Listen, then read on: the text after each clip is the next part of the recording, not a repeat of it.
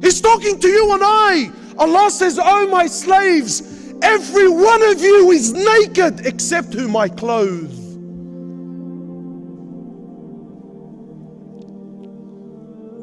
Today a brother buys a pair of Gucci shoes, you can't talk to him anymore. Sister buys a Louis Vuitton bag, Allahu Akbar.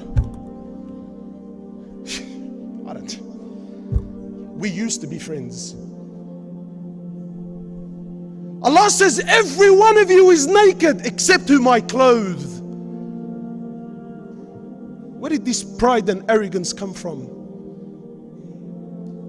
Allah says, every one of you is hungry except whom I feed. And every one of you is lost except whom I guide. And do you think Allah needs you? Where is this honor towards Allah Azza wa Jal? Where is this respect?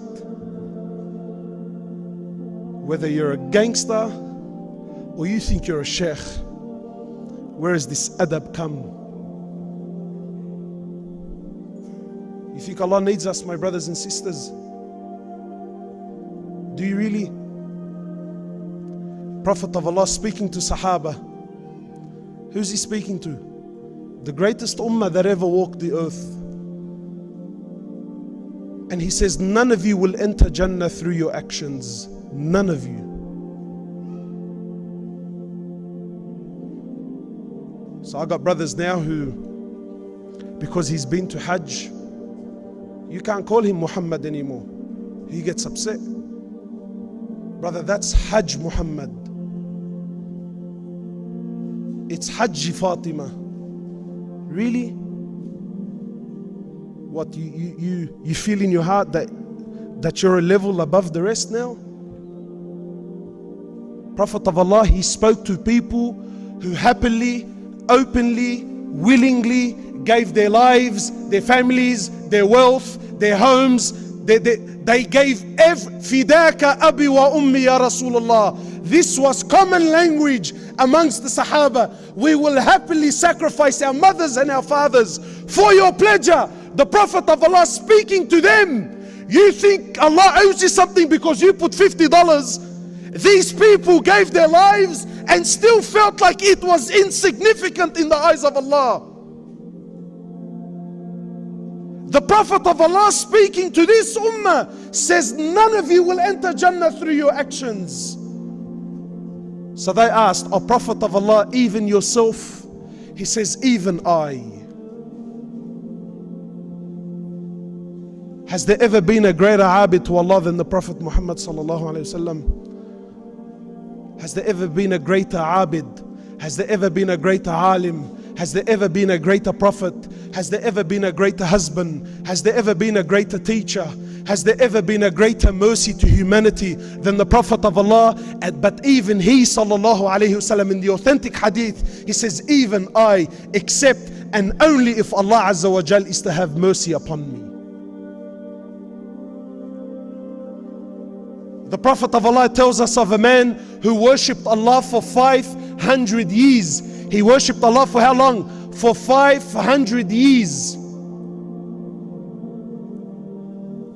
Then when he came and he stood before Allah Azza wa Jal, Allah says to the angels, take him and enter him into the paradise through my mercy. You know what I love about the hadith? The sincerity of the man. He says, oh Allah, though I appreciate that I'm going to paradise, but I heard you say enter through your mercy.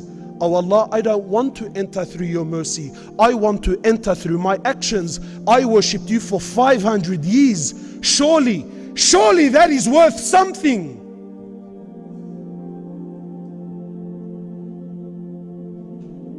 Today we have this, that I'm better than the rest. That look at my beautiful beard, man. Look how it wiggles as I talk. And look at my, look at my nice white abaya. And look at my nice coat, Who do you think you are, man?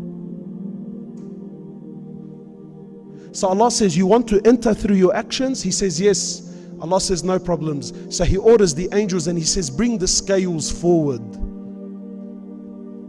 Allah says to the angels, put his 500 years of worship on one end of the scale and just only put the ni'mah, only put the blessing that I gave him to be able to see with his eyes.